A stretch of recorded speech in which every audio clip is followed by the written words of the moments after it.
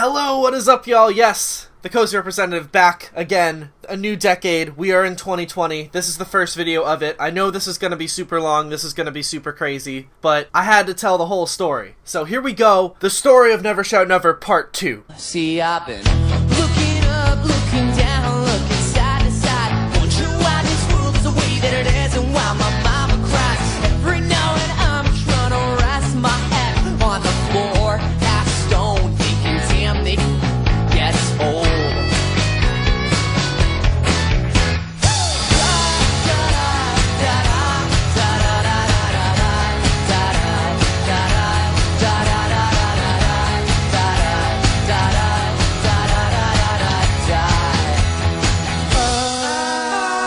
So, where we left it off, it was the summer of 2009, and Christopher Drew, our fearless leader, had just dropped his first release on Warner Brothers Records, the Summer EP. The EP was a smash, and the Never Shout Never mania was blowing up and reaching new heights.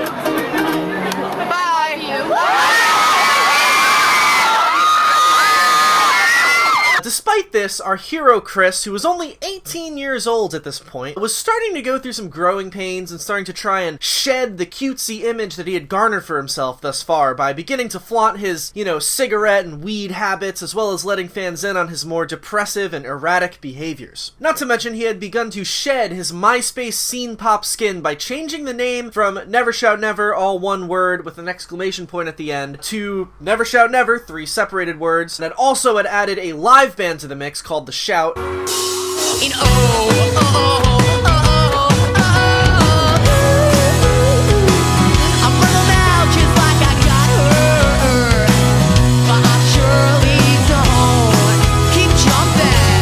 While looking back, this was definitely good natural progression for our scene captain. Plenty of fans during this time were dismayed, however, by these changes and wanted Chris to stay as the solo, acoustic, happy-go-lucky, flippy-haired MySpace guy. But little did they know this was only the beginning of Chris's changes. We will get into that more as they unravel, trust me. During the summer of 2009, Chris's behavior became increasingly erratic, and he started posting numerous photos of him, smoking cigs and looking all sad and depressed on his MySpace, which up until this point had been a bit out of character for him. And some live performances around this time saw him looking a little bit miserable on stage. All new things for Christopher Drew. Usually he was a happy-go-lucky guy, typically, before this. Still, despite Chris coming out of his shell a little bit, so to speak, Never Shout Never toured throughout the summer of 2009 on some high-profile tour packages such as the 2009 Bamboozle Roadshow featuring the bands Mercy Mercedes, The Cab, Forever the Sickest Kids, We the Kings, and of course Never Shout Never. I got the concept and came to the conclusion that the top floor is just an illusion. So the fact that I got this break in my back that I can't get out, I can't figure out how. As well as about 2 weeks spent on that summer's Vans Warped Tour, which, according to Warped Tour founder Kevin Lyman, Chris and the rest of the NSN boys brought an impressive amount of people to watch their sets every day, and for being such a new band, they caused Kevin Lyman, the Warped Tour founder guy, to foresee big things for Chris and Never Shout Never, and it made him definitely want to bring the band back for the whole tour the following year.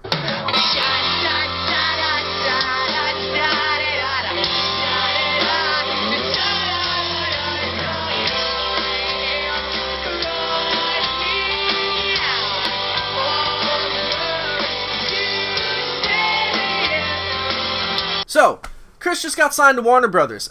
He just released an EP that, besides a mild amount of criticism, was a huge success. Successful, high-profile tours followed it. Never Shout Never as a whole was a huge success and was only getting bigger. What could have been the problem for our fearless leader, Chris Drew? Well, on July 21st, 2009, he posted this blog on his MySpace. Hard times. Hello, allies. A lot of you said I have changed for the worse.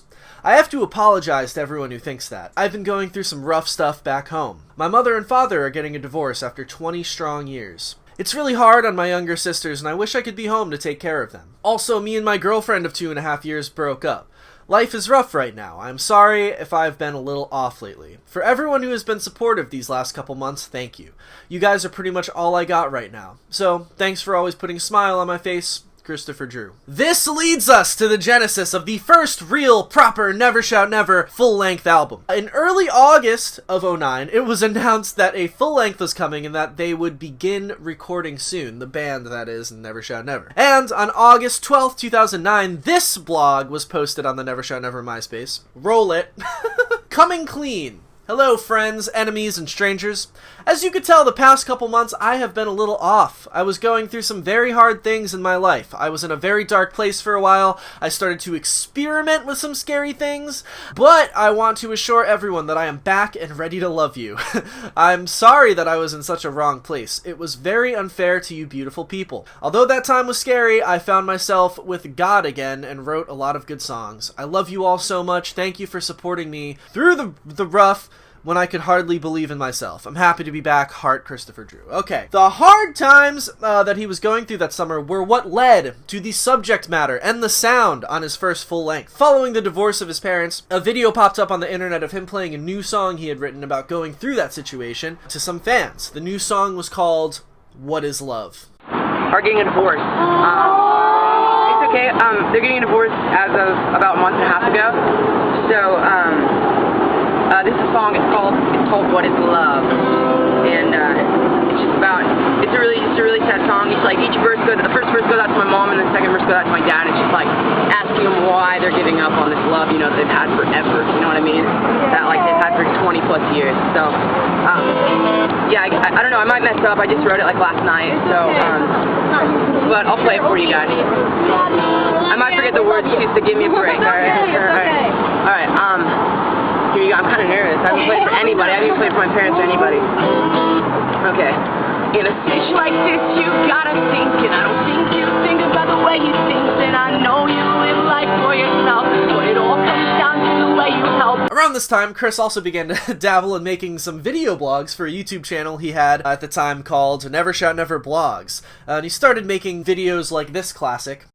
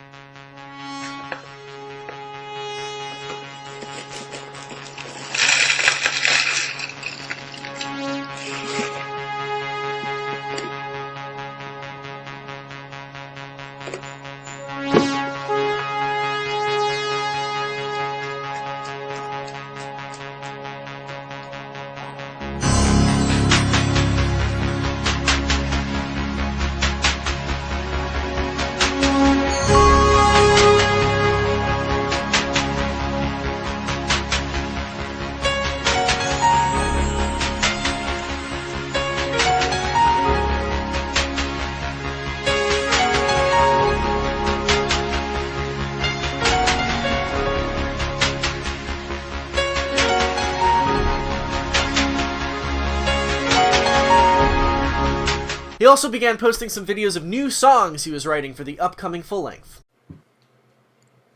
Hey guys, so I'm super bored and I don't know, I have a couple days off here back home, so I'm back in Joplin, back in my apartment. I've been able to hang out with some friends, write some new tunes, and party down a little bit. Mom, why do kids make fun of me at school? So, I don't know. Today I got really bored and I made a mural on my wall. You might think I'm crazy for wanting to do this. It's pretty fun. My roommate Carter's going to be very mad though, I think. Carter's going to be so mad at me. And, I don't know. I kind of want to play a song for you guys. Alright, here we go. It started with your hips, so I moved up to your lips to take a chance. Ask for a dance, cause you're the cutest thing on this side of the world. I wrote a new song the other day called Jane Doe. It's about falling in love with a girl at first sight, and you don't know her name yet, so you name her Jane Doe. Jane Doe, I don't think I know you, but I know for sure that you are beautiful, so baby, let me know your name. Damn, what's her name? On December 8th, 2009, a Hot Topic exclusive EP, simply titled the Never Shout Never EP, was released. Unlike Chris's past EPs, which stood on their own as if they were full-length albums themselves, this EP was more of just a teaser for the upcoming album, presumably orchestrated mostly by the record label as opposed to Chris himself, and featured 2 new songs, Jane Doe and What Is Love, as well as a live version of Big City Dreams and a re-recorded version of one of his old songs, She's Got Style, which I believe this recording of She's Got Style was actually an outtake from the summer EP sessions. And on January 26, 2010, the debut Never Shout Never 8-song full-length, as full-length as he had gotten at that point at least, studio record entitled What Is Love was released through Sire Records and Warner Brothers Records, as well as Chris's subsidiary label off of Warner Brothers, Loveway Records. It was produced by Butch Walker, who had previously worked with artists like Weezer, Bowling for Soup, Midtown, The Academy Is, Katy Perry, Avril Lavigne, Pink, and many others. So your first full-length album just came out yesterday, What Is Love? So after so many EPs, how's it feel to finally have an album out? Well, it's not really an album yet. It's still only 8 songs, but it's nice to develop a little bit, you know? Can't wait to put out like a legit 15-song album or something. But it's nice. It's for sure. It's cool. All right, so is there a story behind the title, What Is Love? Yeah, it's kind of just me on my quest to figure out what love truly is. So, yeah.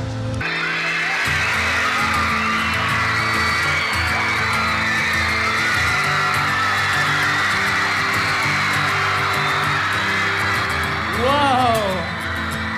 There's a lot of people here. Can I get some waves from everybody? Hello up there. You know, back in the day, we were just a bunch of losers. But look at us now. We're in a conference room warming up for a big show in Mall of America. Everybody, please just give me a big round of applause. I need to hear some soul. I know it. Alright, cool. Alright. Anyway. We are walking to the show. We are walking. Who's nervous? I'm nervous. I talk to myself a lot. Well, Mama, I dream that you will leave. Let's party, and I have a question. What is love? What is love? Is it giving up? Because that's not how you raise me. Thank you for coming, everyone. I lost myself up there for a little bit. Don't really remember what I said, but I think I said some really weird things. Sharks! Sharks! Sharks! Sharks! Sharks! Sharks! Sharks! Sharks! We're doing an in-store and Hot Topic today, signing for about 750 kids. That's more kids than my high school. It's a lot of kids. Alright, give it to me, bro. Okay. In a fish like this, you gotta think. I don't think you think about the way she thinks. I am running out of words to say to you. And I know you live life for yourself, but it all comes down to the way you know. Oh my god, I love you so much. Oh my god, I love you so much.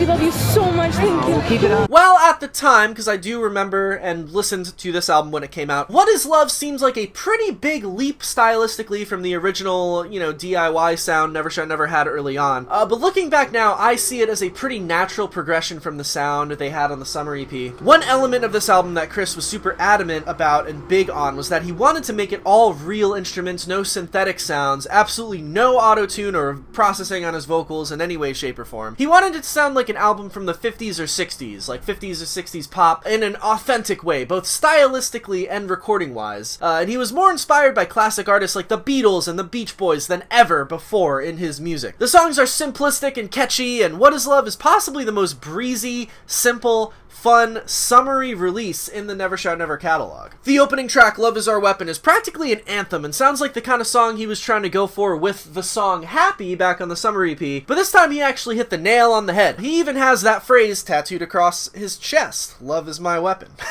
This song has very funky bass lines and very full, groovy instrumentals with smooth, simplistic vocals and lyrics with a positive message of love and peace. This song is a standout track and gives you a good impression of what's to come with the rest of the album. Hey, everybody, take a look around. Put your money where your mouth is. Take your eyes off the ground. We've got a hard day coming if we can't work out all the pissy little problems that we're fighting about. Can't Stand It is a really simple and catchy Beatles-inspired pop song about being in love with a girl. This song was a single and it became somewhat of a hit back in the day. I Love You 5 is a standout track and sounds like something from the 50s mixed with some Beach Boys influence. This song has a very cutesy and silly vibe, along with probably one of the best choruses on this album, if you ask me. California is definitely my personal favorite track on this album, a very creative song with a relaxed, sort of rainy day vibe in my opinion, but like sunshine, like summer rainy day, what do you call that? Rain shower? Spring shower.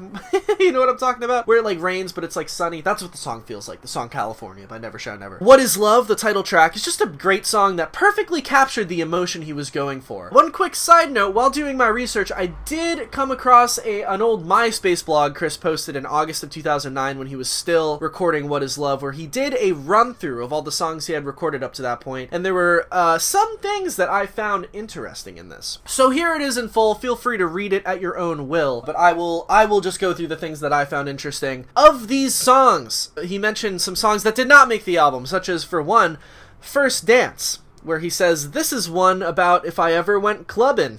We recorded this one live, ukulele and vocals. So, First Dance, to make it clear, this song did not make it on What Is Love, but rather the second Never Shout Never full-length harmony. And we obviously already know it was a contender for What Is Love, and written around this time because of him playing it in the video blog I just played a little bit earlier. But I wonder why it was omitted from the What Is Love album, and I also wonder what the What Is Love version of this recording sounded like. Also in this blog, there are some songs that were only ever talked about in this blog that were also omitted from the album and never talked about or heard about or have seen the light of day since. Lost, forgotten, Never Shout Never tracks. Those songs are as follows. Smiles Upside Down, where Chris describes this as a breakup song. It is very sad.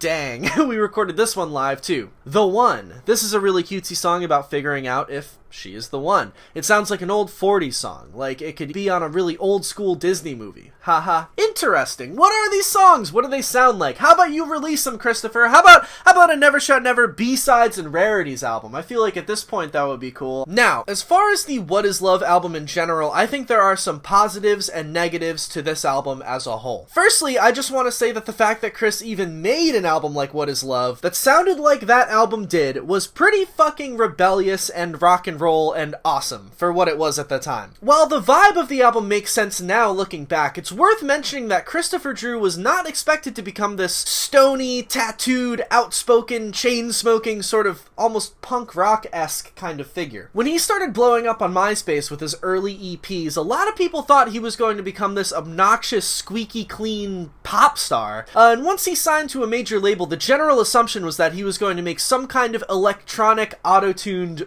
pop record. Obviously, his super fans who knew him super well knew that this was not the path that he was going to take, but I mean, the dude was practically the poster boy for auto-tuned electro MySpace shit, no matter how much pot he smoked or how much Beatles he listened to.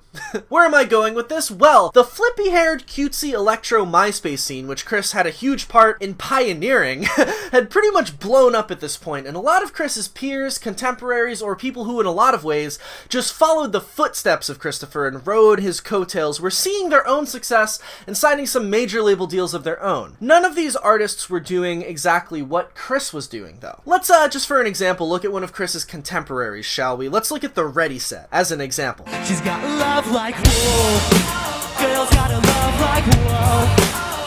Whoa. I kinda feel like it don't make sense because you're bringing me in and now you're taking me down again. He had also released his major label debut titled I'm Alive, I'm Dreaming in 2010 on Sire Records, as well as Pete Wentz's label Decadence. The Ready Set and Never Shout Never's old music sounded pretty similar to one another. Every song is the same thing, the authors of textbooks found this out in time. It's take photographs, take all your memories. We got some. However, the style of their respective debut full-lengths were quite different from each other's. The only things they share in common are that, yes, they are both technically pop albums, but the Ready Set still has that MySpace electro-pop fever going on I'm Alive, I'm Dreaming. I don't wanna slow down, slow down.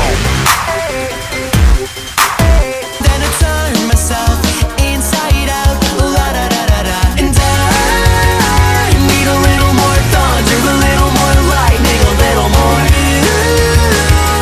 The album is squeaky clean, polished, electro-pop that, while there are some great songs on the album, Love Like Whoa is a fucking bop, of course, and so is Stays For The Same, it sounds a little too stuck in the era that it came from. You know what I mean?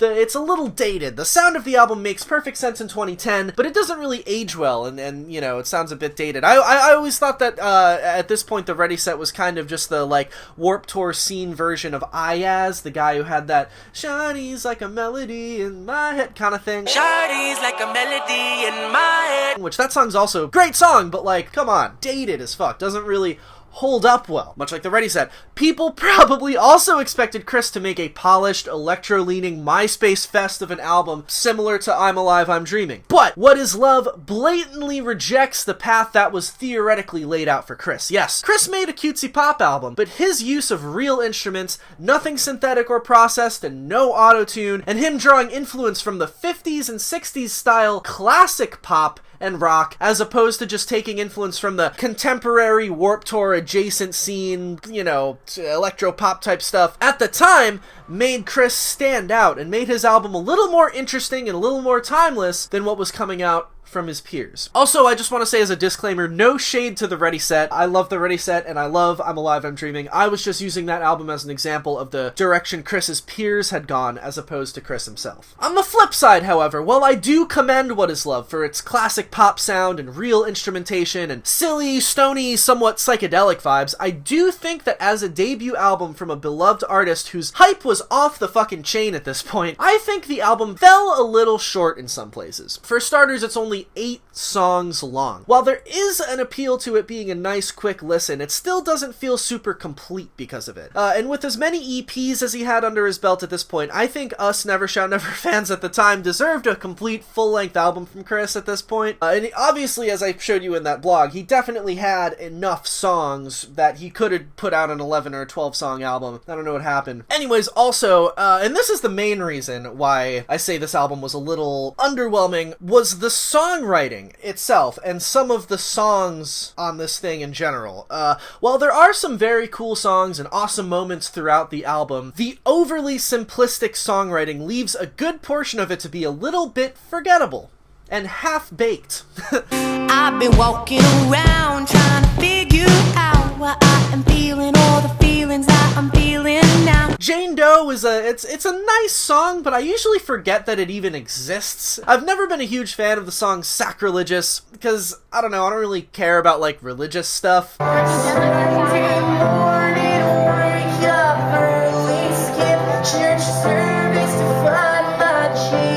But, you know, whatever. And most of the other songs sound like they could have just been worked on and fine-tuned a little bit more. The simplistic, breezy nature of this record has its charm, but I feel like it would be a little bit more hard-hitting and more of a standout, satisfying release if Chris had just spent a little bit more time on it and beefed it up a little bit more. And hey, seemingly, Chris actually felt this way too at the time. On February 2nd, 2010, less than a week after the release of What Is Love, Chris posts this on his blog on MySpace. The title being Unsatisfied. Hello, lovers.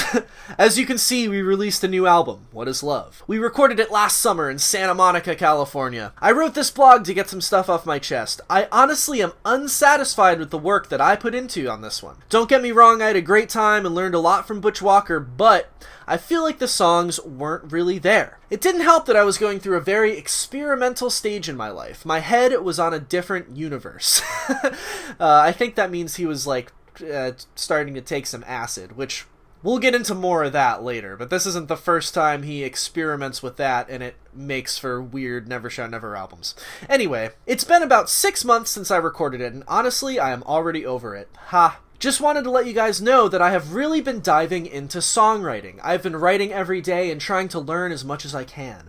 Also, I have been putting a lot more thought into lyrics. I got about 30 songs to record right now. Wish me luck on trying to convince my label to let me release some new tunes. I love you all, Christopher Drew. P.S. Thanks for the support. So, yes. Interesting. Chris kind of feels the same way I do about this album. Also, based on this blog post and things we've read in the past, I'm noticing kind of a pattern here. Remember how the Summer EP was supposed to be a full-length album and Chris just wasn't happy with the final product, so he made it an EP? Now he's not happy with this one either, right after fucking releasing it. Chris just can't seem to please himself with his releases. In this blog we just read, though, it says he's been diving into songwriting and writing every day and putting more thought and care into lyrics and perhaps, fleshing out the songs a little bit more. He asked people to wish him luck on convincing his record label to release some new music. This leads us into the second Never Shout Never full-length record, and the second era of the next era of Never Shout Never, if you will. The Harmony era. Let's go. This song is called Harmony.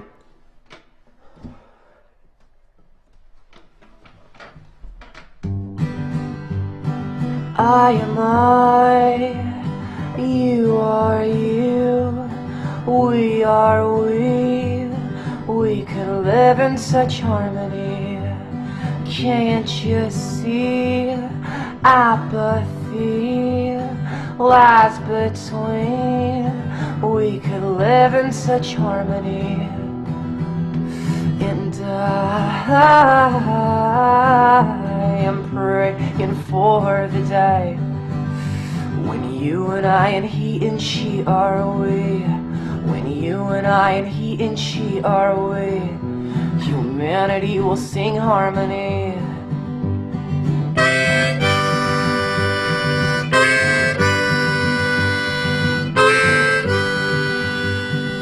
The next era of Never Shout Never began rather quickly after the release of What Is Love, with this MySpace blog posted on February 26th, 2010. I didn't know that MySpace was still going on in 2010, but I guess it was. New beginnings. Hello, peacemakers. It's been about 3.5 years since I started this goofy little side project called Never Shout Never. It started out as a shitty GarageBand beats that I recorded in my basement to pass the time. As the years passed, I grew up a little bit, and Never Shout Never became a full-time job. I have to admit, as I started diving into the music industry, my view on music and expression got a little distorted. I started writing songs that I thought would sell, instead of truly writing from my heart.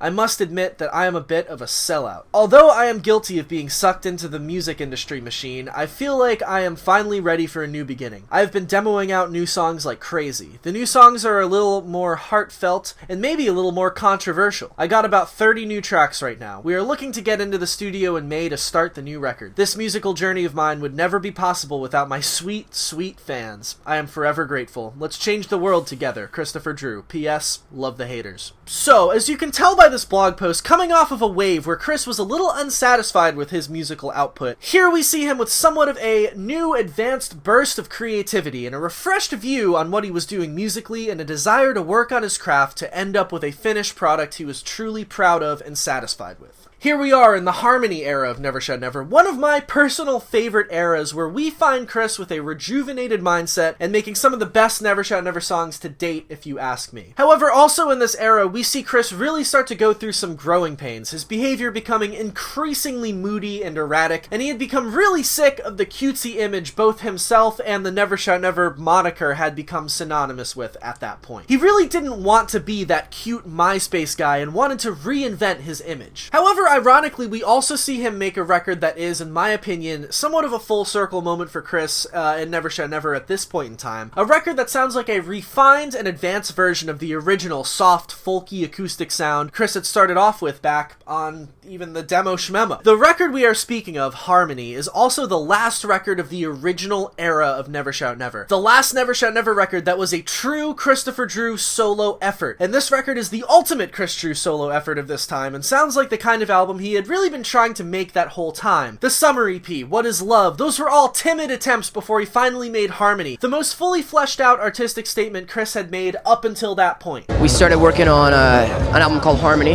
and we finished it up like 4 days before the tour started.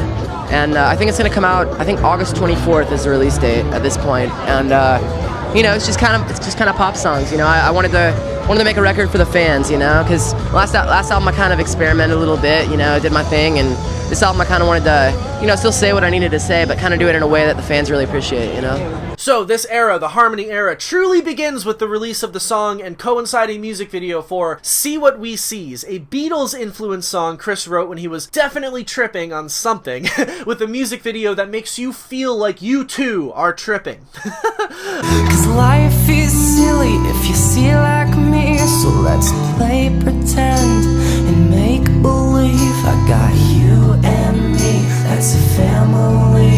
Let's sail the seven seas and see what we are.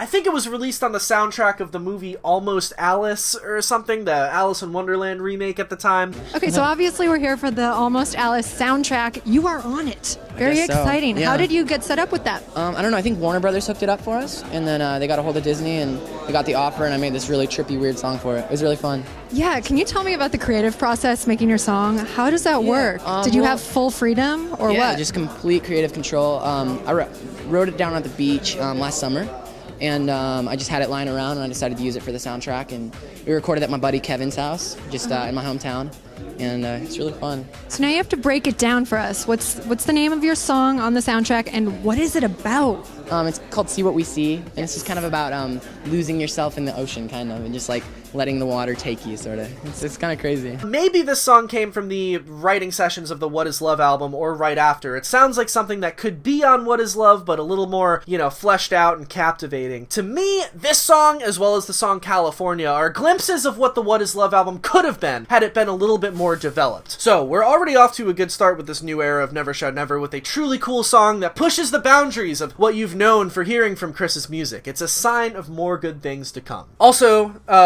during this era, I feel like I've said this before, but it just keeps piling on, or at least getting more intense, we do start to see Chris become a lot more brazen and unabashed about his weed-smoking habits as well as his psychedelic habits. Until now, he'd been on the, oh, weed? That was just some shit I had a phase of in high school. Nowadays, I'll indulge from time to time on special occasion. This new era saw Chris outwardly repping the fact that he was a fucking stoner. This dude was smoking weed 24/7, and See What We Sees is a musical representation of that. It's also the first Never Shout Never song with a all one-word song title since the Yippee EP. The spring of 2010 saw Never Shout Never headlining the 2010 AP tour with The Cab, Hey Monday, Every Avenue, and the Somerset opening. Alright, on three, let's all just smile as big as we can. Smile like there's nothing else in the world except happiness. Let's do it. 1, 2, 3. See, it's fun, you know? We all gotta get over ourselves. We're not cool. Let's smile a little bit, alright?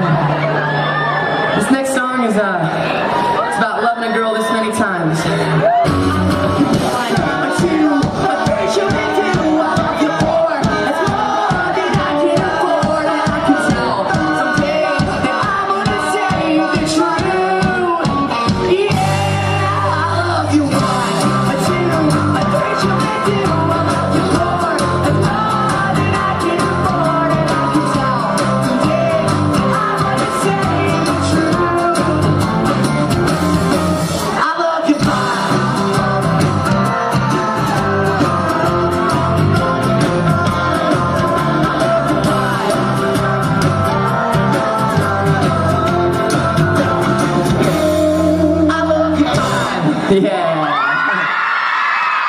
A truly big feat to be headlining this high-profile tour with all these hype at the time bands opening for you, but in typical Chris fashion, he kept it super goofy and loose and stony that whole tour. Hi, I'm Alex with the Rockstar Stories, and I'm here with Never Shout Never. Can you guys say your name and what you do for the band?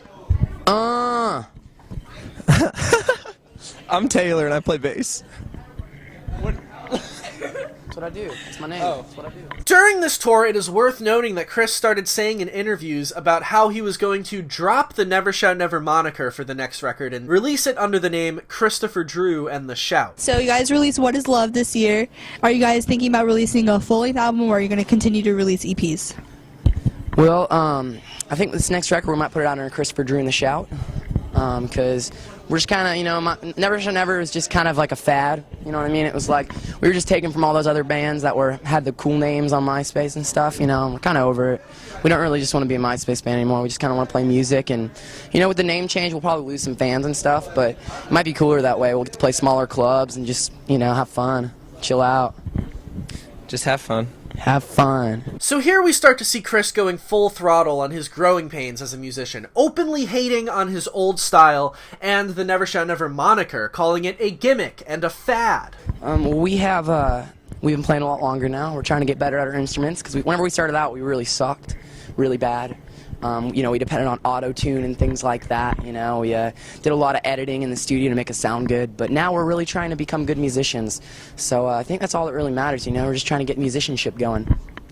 Yeah, I agree. But actually, I go back in the studio in May to record the first full length, which I think I'm going to put out under Christopher Drew instead of Never Shout Never. And yeah, it's going to be the first one. I'm really excited. I have literally 30 songs right now that I've just been storing for this transition, you know, just I feel like some of my best songs so far. So you're going to be dropping the Never Shout Never name? Yeah. Chris was obviously restless and ready for a true reinvention of himself as well as his craft. Thing was, fans openly hated the idea of Chris changing the name. It kind of turned into a big deal. People were just not into it, and probably due to that and also potentially some contractual shit with the label, the name change never ended up happening and the next record was released as Never Shout Never, although Chris was very gung-ho about changing it to Christopher Drew and the Shout for a period of time there. Anyways, as the AP tour came to a close, Chris spent some time off the road in May before heading out on that summer's Warped Tour. During this time off the road, between tours, he officially recorded the next record, Harmony, and also began posting videos of himself playing the new songs on the internet. You've been talking about leaving for 2 weeks and counting. Well, can't you just make up your mind? The new songs were simplistic and folky, even a bit melancholy. But more than a night, a girl who was true to her heart. And who would have thought that the lyrics were a lot more thought out than a lot of Chris's previous songs. thing to do with a smelly dude like me? I find it hard to believe. Who the hell have I been kidding?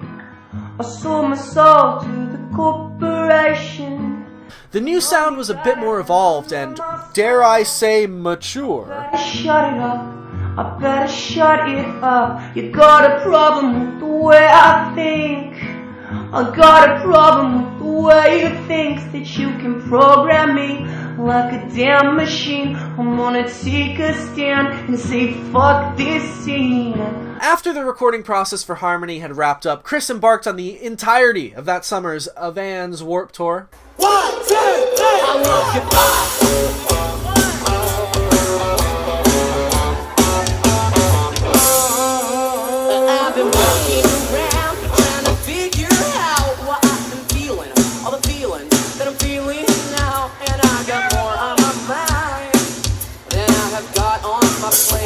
Please, cough with me.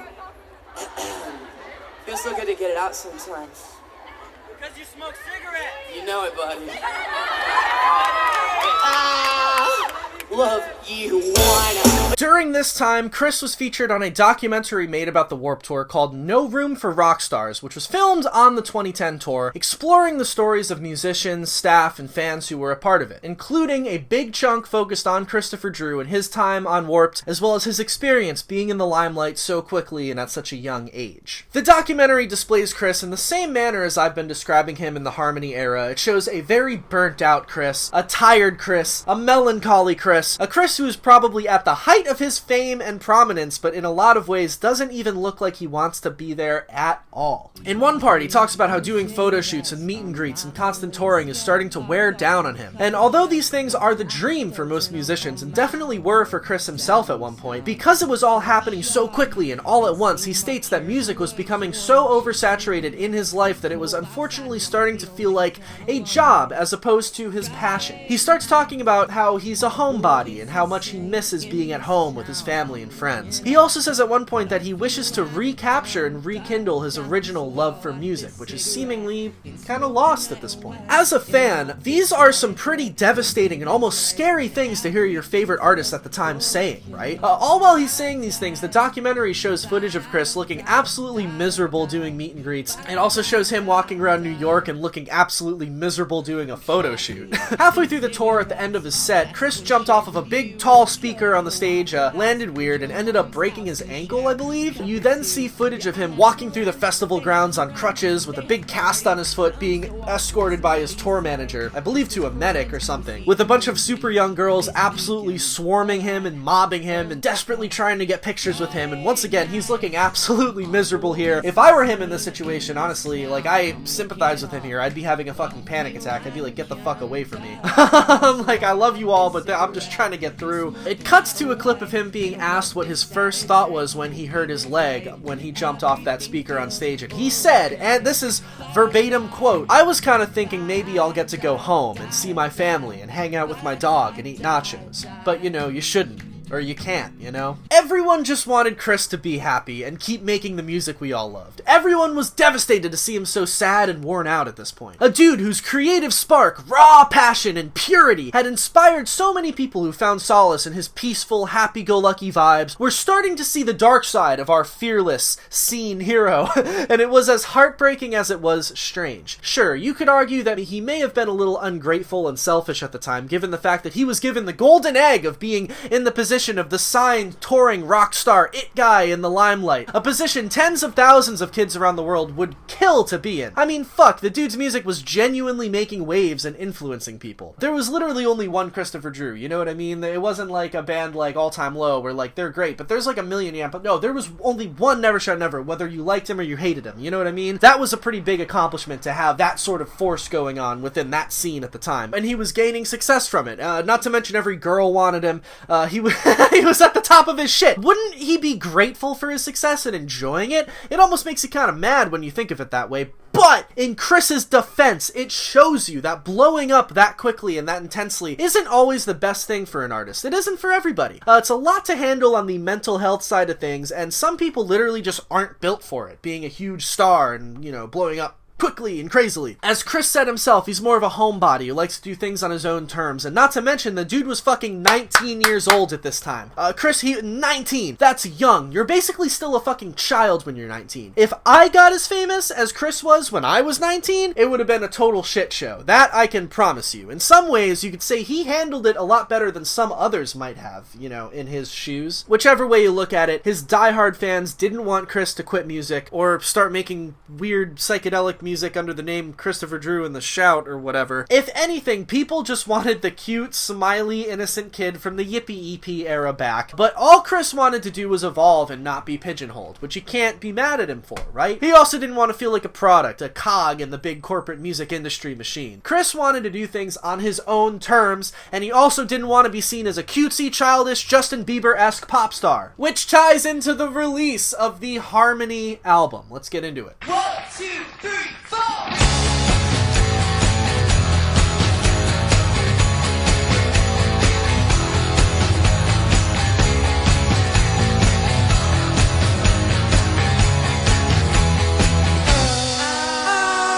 Harmony, the second Never Shout Never full-length, was released on August 24th, 2010, a mere 7 months after the release of What Is Love. It was released through Sire and Warner Brothers Records, as well as Chris's label, Loveway. Believe it or not, this album was produced by a man named Butch Vig, who once played drums for a band called Garbage, and also produced a little album you may have heard of called Nevermind by a band called Nirvana. Pretty crazy, right? Chris was really swimming with the sharks now. The band kicked off the record cycle with a headlining tour aptly titled The Harmony Tour in October and November of 2010, with direct support from The Maine, who were also on Warner Brothers at the time, as well as additional support from I Can Make a Mess Like Nobody's Business, as well as Chris's good friend Carter Halsey.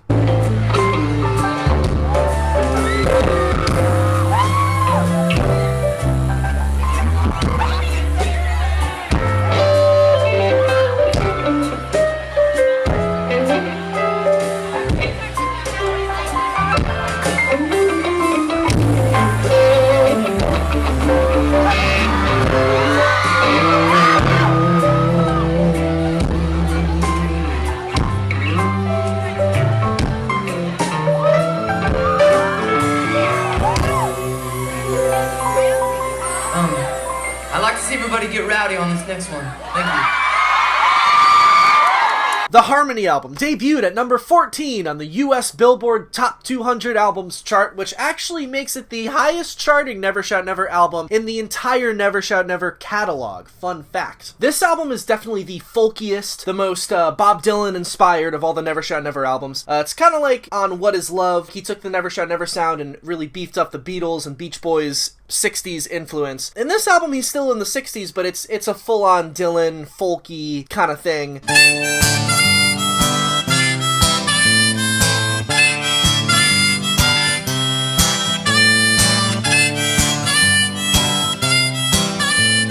It still does have that, you know, classic Never Shout Never cutesy kind of happy-go-lucky vibe to it, though. I would definitely consider this album still in the classic Never Shout Never era. Because, for example, you have songs like Cheater Cheater, Best Friend Eater, or First Dance, which are very, like, classic Never Shout Never vibed songs.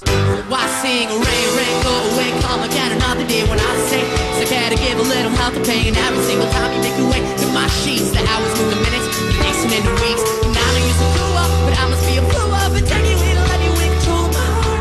And every single time you make your way into my sheets, the hours move the minutes, the days and the weeks.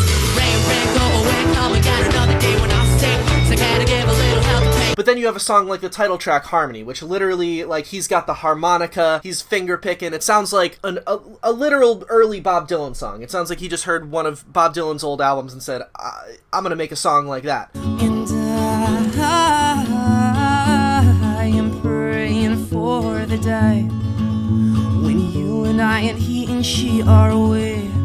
When you and I and he and she are away, humanity will sing harmony.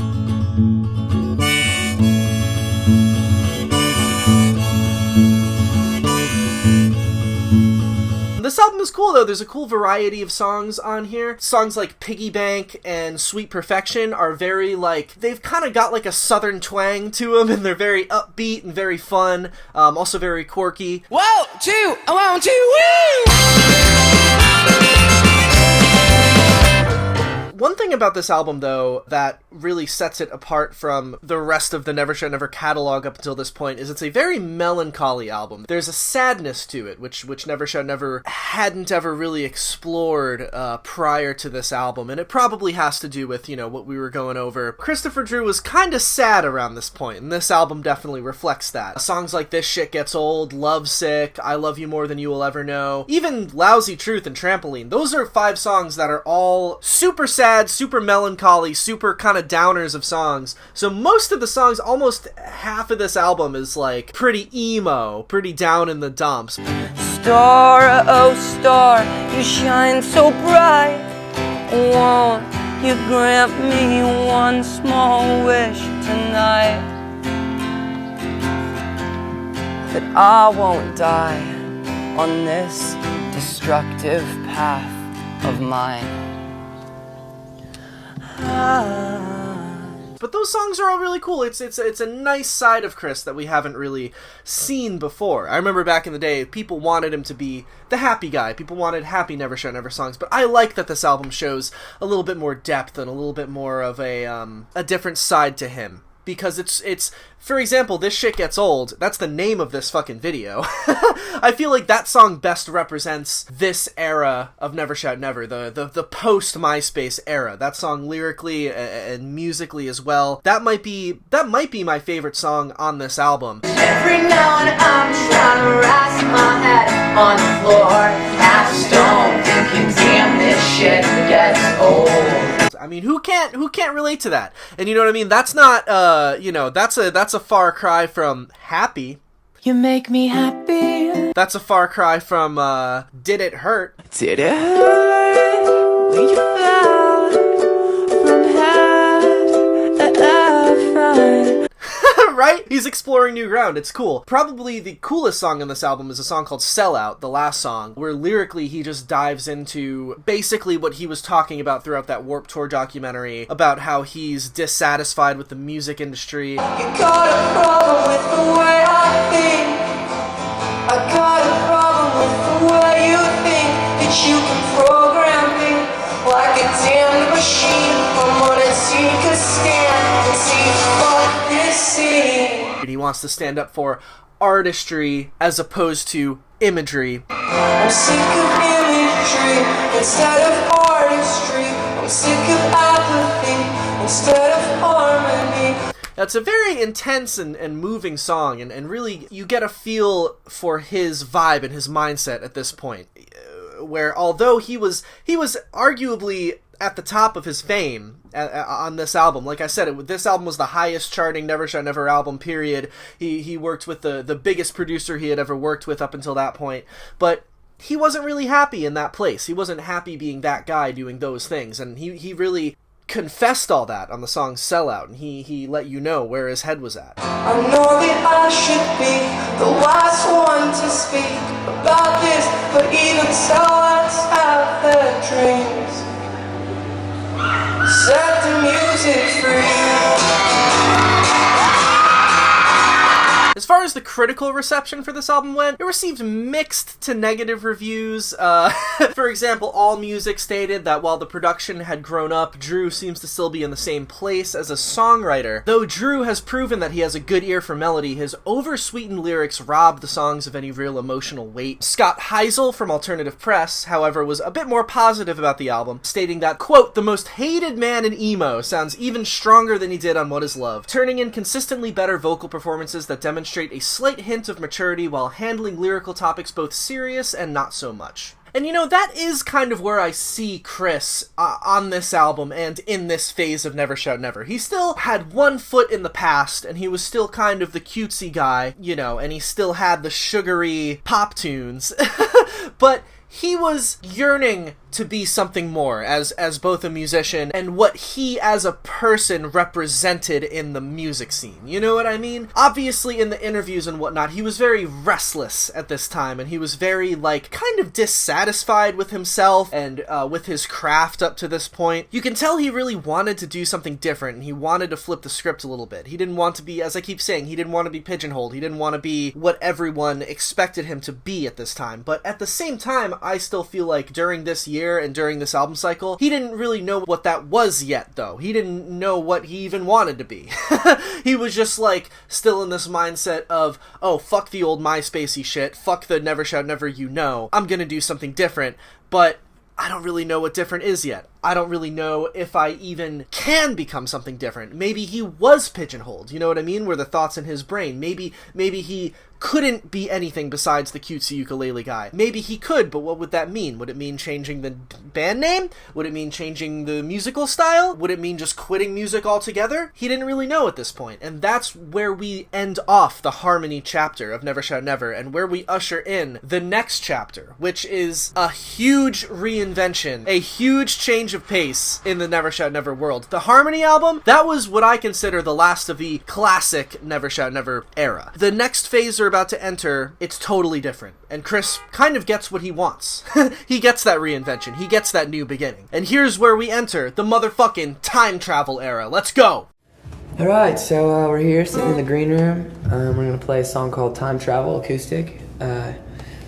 It is a really fun song to play, and it's off the new record. So let's do this shit, guys! I'm caught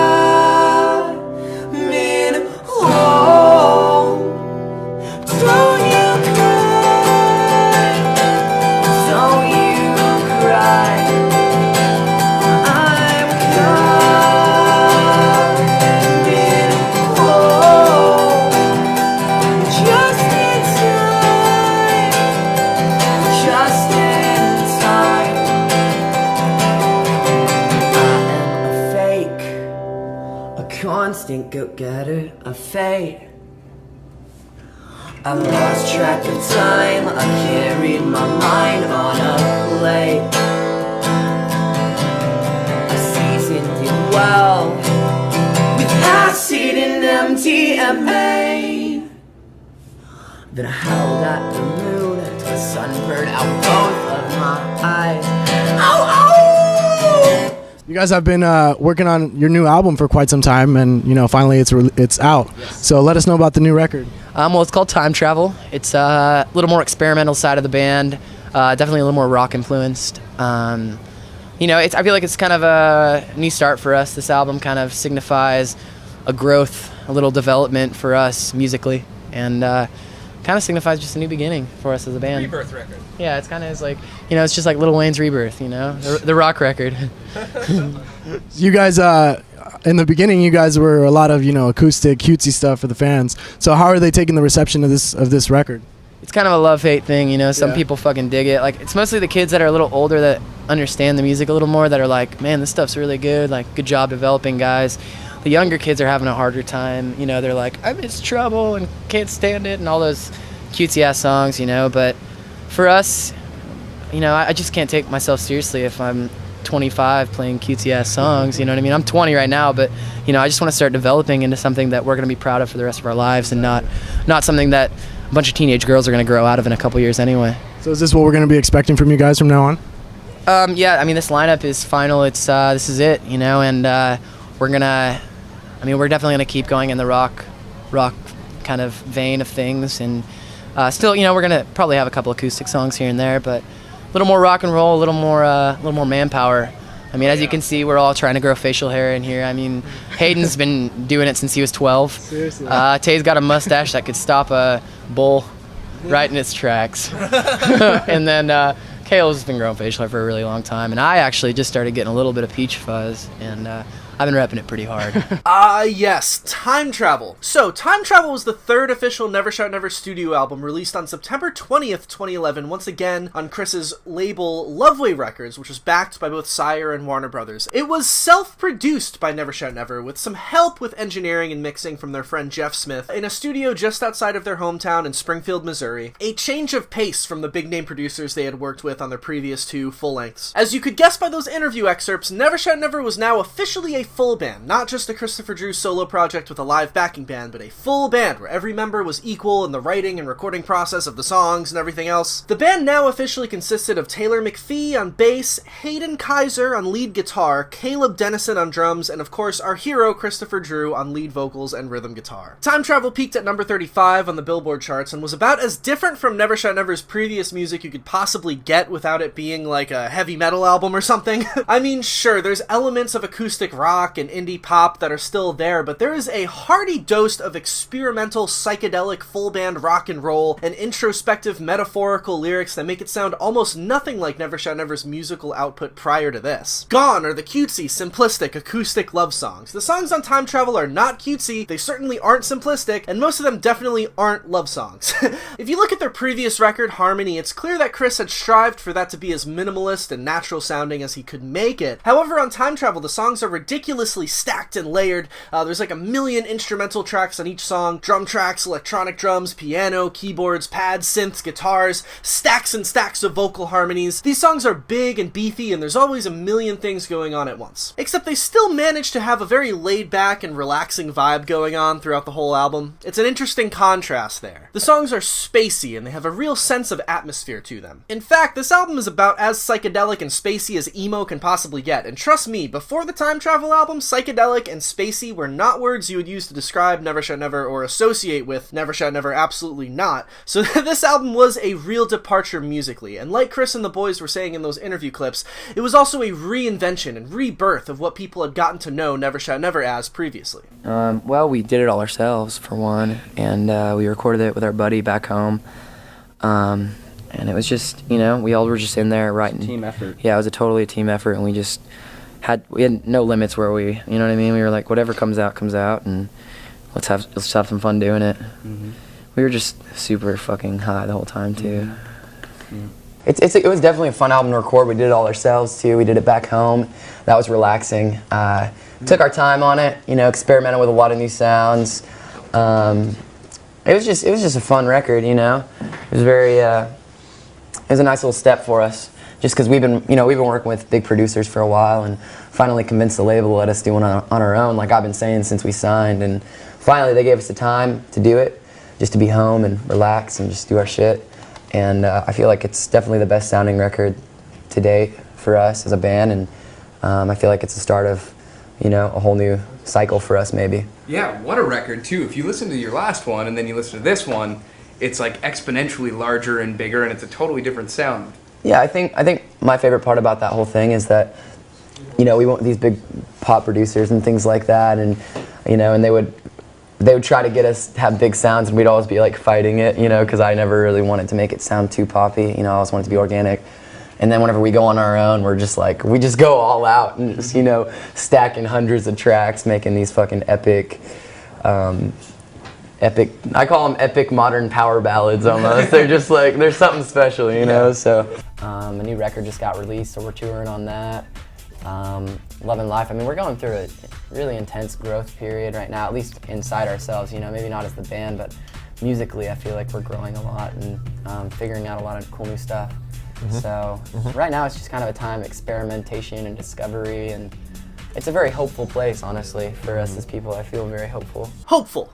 Christopher Drew said it himself, and that's a word I would definitely use to describe this particular era of Never Shout Never. Hopeful, as well as generally promising. The creative juices were obviously running high in the Never Shout Never camp, and the sky was truly the limit for what was possible for the band, and for what the band was now capable of. Chris was obviously truly inspired and in a way better headspace and in better spirits than he was for the Harmony album cycle. Remember when he was talking about how he wanted to recapture and rekindle his original love for music and spend more time at home? It seems like he did exactly that, and he came back with a new vision and a truly rejuvenated attitude. Good for him. Christopher Drew was just lost and confused and run down and really needed to just chill and smoke a bunch of weed at home with his boys and shake up his artistic vision a little bit. He was the one steering the ship, after all. Plus, he found the perfect way to avoid his worst nightmare, being pigeonholed as a cutesy Justin Bieber, teeny bopper pop star guy that the record label probably wanted him to be, and also that the dude bro haters at the Warped Tour already thought of him as. The best way to shatter that image? Well, yes, turn Never Shout Never into a full-on psychedelic rock band where each song feels like an acid trip and pushes the boundaries of what anybody thought was possible for Never Shout Never. Also diverting attention away from Chris as the center of attention with the idea that it's now a full band, not a solo project. That's why he was so run down the year prior, and why he was so happy and free with this new rebirth of the time travel era. And that's why I would describe this era of the band as hopeful and promising. It showed you that, one, Christopher Drew and his pals were actually quite talented and competent musicians, and had the potential to write some really damn good songs that were out of the box and weren't just part of a quote-unquote cookie-cutter fad of the MySpace era. And two, that the sky was now the limit for what Never Shout Never as a band were capable of. It was kind of like when Panic at the Disco released Pretty Odd a little bit. Time Travel is a Never Shout Never record that really feels like a true statement, and shows you that the band is going to sound like whatever the fuck it wants to sound like, whenever it wants to sound like it. And this record, they wanted to make a big, epic, trippy, psychedelic rock album. As I said, musically this album is very cool, very boundary pushing, very all over the place in a good way. And it's also very psychedelic and very stony, as I mentioned. The song Time Travel is honestly probably one of the coolest and best songs that Never Shout Never ever made. This song is definitely a journey that kind of tells the story of Christopher Drew and his sort of spiritual journey through what I believe was his sort of humble beginnings, feeling lost and lonely in his hometown of Joplin, to kind of discovering the sun, he says in the song. So I flew to the sun, lost track of my soul on the run. But what I think of that as is sort of like the fame and the ego boost of being a musician on MySpace back in the day or whatever, but then he has a negative experience with that. Suffering 12-degree burns, I learned that the sun was no fun. Then wants to run back home. I'm coming home. Don't you cry. It's a really cool song, and I could totally make a whole video just like dissecting that song alone. But that song is fucking awesome, and it kicks off this album perfectly. I honestly kind of view this album as like the title track, Time Travel, is like the statement, and then the rest of the album kind of takes the blueprint of that song and runs with it in different directions. Awful is a cool kind of melodramatic yet upbeat song, which kind of has a little bit of a Beatles influence, but now it's more later era Beatles. I believe this song, Christopher Drew has said, is about getting rid of a pill addiction, getting off pills and stuff, which is pretty interesting. So awful, I'm awfully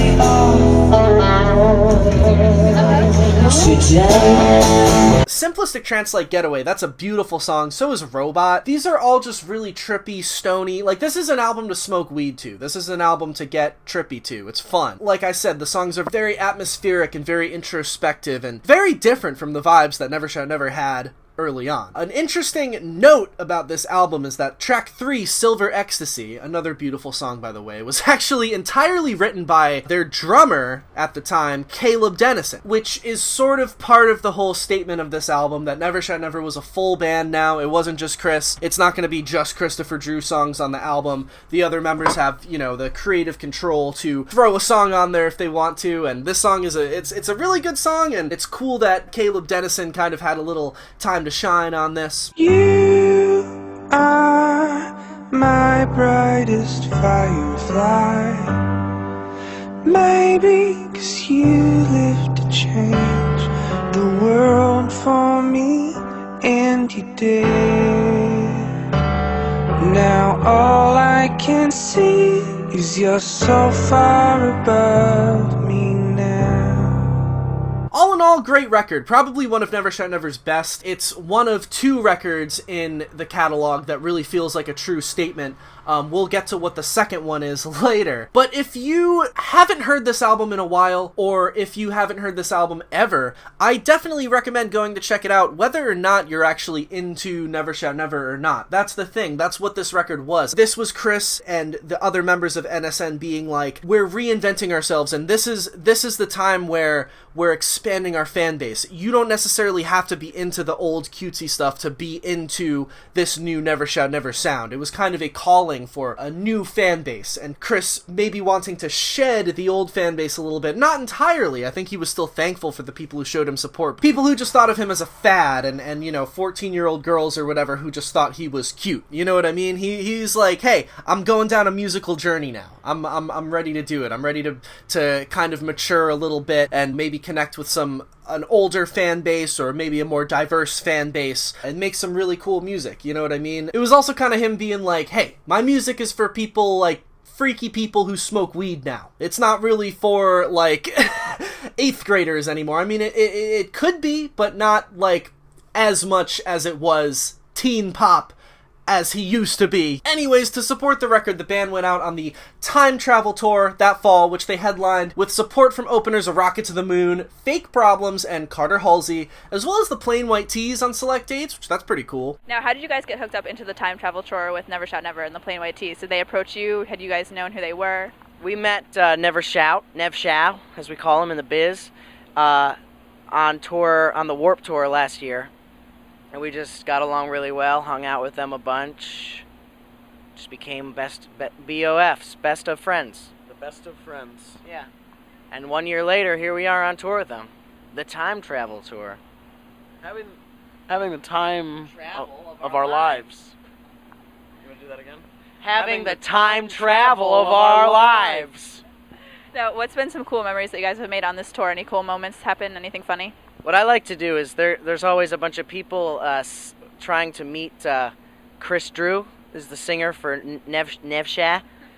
Because they go, Christopher, and my name is Chris. So I walk out there and I, peace signs ablazing, and I run past them and I give them high fives, and they love it. They don't even remember who Chris Drew is by the time I'm done with them. You hear me? He's in there. The band played a hearty amount of new songs from the time travel record, as well as hits from their older catalog to keep the kids satisfied. Overall, the time travel era was a very happy and healthy time for the Never Shout Never crew. And good for them! After such a tumultuous time leading up to it, it was good to see the boys have somewhat of a fresh start, and the band as well as their fans were hopefully looking towards the future. But that begs the question, can the hope actually last for the lads in Never Shout Never? Is the future for this band really as bright as it seems right now? Or were there demons deep down just waiting to eat our cute little emo wonderkind alive? Are they actually going to be able to deliver more records as solid as Time Travel or as culturally impactful as their older material? As you'll soon learn, in the world of Christopher Drew, direction and stability are two words that can never really be associated with this dude. Come. Take my hand as we journey into one of the most interesting, one of the most controversial, and one of the darkest years in the history of Never Shout Never. That's right, the year was 2012, and this is where we transition into the next album cycle. The Indigo Era. Let's go. Alright, y'all, yes, that is it. Sorry to leave you off on a cliffhanger, but it was just going to be far too long if I kept going. That's right, there is going to be a part 3 in the future, but this, unfortunately, is the end of part 2. We ended off at the time travel era. We're about to see what happens after, though. Stay tuned. I will try to get the part 3 done quicker than I got part 2 done, but also in the future I will have plenty of other videos coming as well. I'm going to try to get them out at a quicker rate. So yeah, I hope you enjoyed this Never Shout Never video. I know it was a bit on the longer side, and I'm sorry about that, but that's just the way that cookie crumbled. So yeah, either way, thank you all for tuning in. It has been your man, the Cozy Representative. Thank you for watching. Seriously, if you made it this far, you have listened to me talk for like an hour and 10 minutes, so that's crazy. I love you all very much. I will catch you on the next video. Have a wonderful day. Peace.